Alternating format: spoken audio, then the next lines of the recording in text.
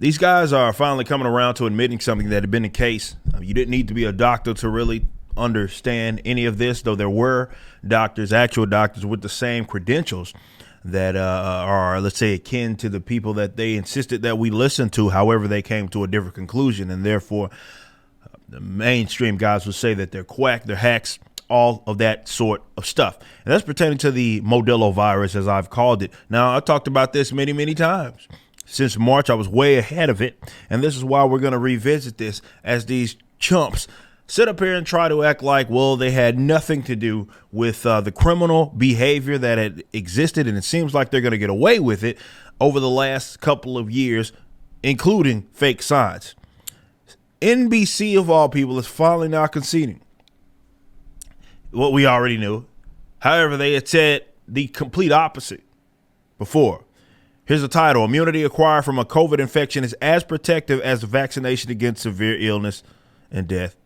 Now, remember, that was the whole point of the jab. Now, remember, they lied about that. Let's be very clear. The whole reason why it got this emergency authorization that they called it was specifically because it was supposed to be able to stop, let's say, the spread, let's say, that's what it was, the spread of this Modelo virus. And to come find out, it just was a symptom, a mitigator. It didn't do anything in regards to actually stopping the spread. Dr. Rochelle Walensky had confirmed that months ago, probably years ago by now. Initially, it was not the case, but then she came out and said, we're knowing that it's not preventing transmission. This is what it says, as reported by NBC News. Immunity acquired from a COVID infection provides strong, lasting protection against the most severe outcomes of the illness, according to research published Thursday in The Lancet. Protection experts say that's on par with what's provided through 2 doses.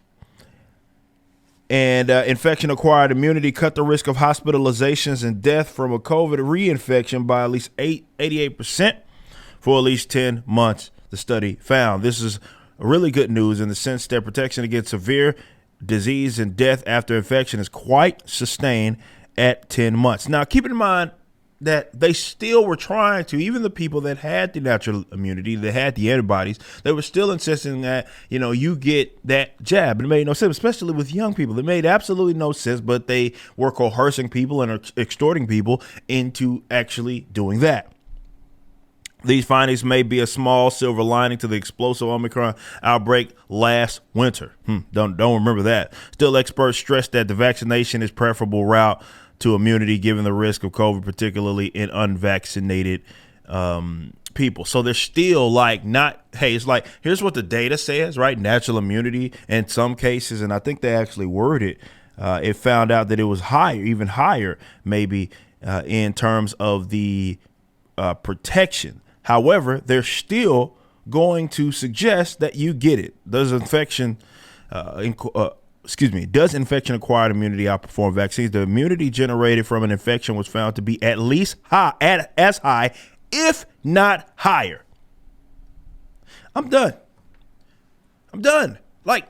This is my thing. I talked about this so often, and it was even some people that were a part of my own audience that didn't get it because they were scared into thinking that this was the end all be all. Because even though we had the data that was coming from South Korea prior to it even arriving to, let's say, America in the way that it did, we knew who it impacted. We knew who was at higher risk. We knew who was at lower risk. And still they somehow, with the data even available to you, John Ioannidis was even published a bulletin with the infected fatality rates pretty early on the WHO's website. That's who the YouTubes said that we have to listen to. And it was right there. And people still act like it wasn't a thing. And I think that's the part that frustrates me the most, is that the people that insisted that we were crazy are going to act like they didn't do that, like the science somehow changed, because they don't want to admit that they were wrong. These people ruined livelihoods over this crap. They had coerced people into getting something that they didn't want and didn't need, especially for these younger people. All for what? To line up the pockets of these massive pharmaceutical companies? to punish their ideological enemies because they drew the ideological line and they figure, well, the people that aren't unvaccinated, well, they're the undesirables in terms of their political views. So we have to we draw the line, and we can punish them by basically forcing them, depending on what state, what countries that you were in, to getting this, even though they didn't need it. The thing that sucks about it the most, from the Faucis of the world, from even the Rochelle Walensky's of the world, who got to speak out both sides of their mouths, they're going to get away with it. That's the thing that sucks. Media ran cover, including NBC, ran cover for these clowns. And now it's like, well, yeah, I guess people that got it, they're going to be fine, if not better than the people that y'all are, what, 6 jabs in now? It's insane. But that's the danger of politics. Fear, that security, it's a false sense of it.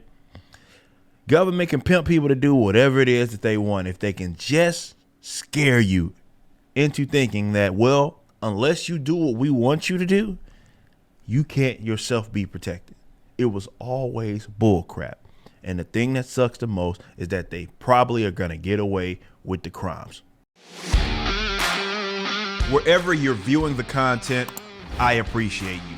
If you enjoyed it, you may be interested in my comic book company, Rippaverse Comics. Our first book and campaign, ISOM #1, brought in $3.7 million with tens of thousands of satisfied customers. Visit Rippaverse.com to check out our store and stay up to date with the latest campaigns from one of the hottest new comic book companies. Also, my first big step towards a parallel economy was the development of my personal website, ericdjuly.com. This entirely replaced my Patreon. Now, if you enjoy this content, please consider becoming a member over at the website. We have an ever-expanding list of perks for various membership tiers, a forum, and a phone app.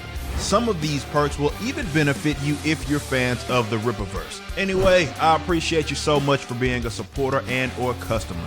I even got a little love for my haters.